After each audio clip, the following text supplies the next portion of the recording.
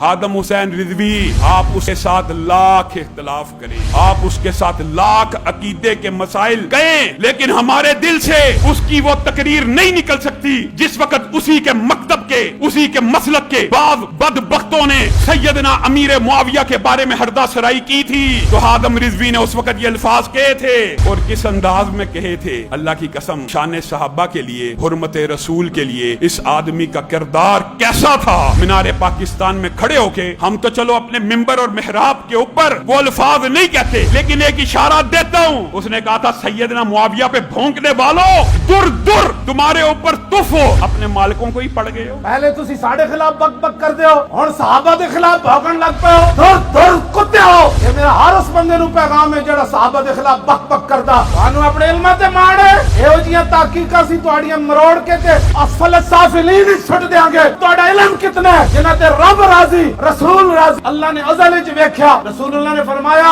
अल्लाह ने अज़ल विच हर दिल नूं वेख्या ते मेरे सहाबा दे दिल तो बद के उन्हें कोई पाकीज़ा दिल नहीं पाया। पलीतो और स्याह दिल वाले हो, तुसी सहाबा नूं पै गए हो और धर धर कुत्ते हो और मालका नूं पै गए हो।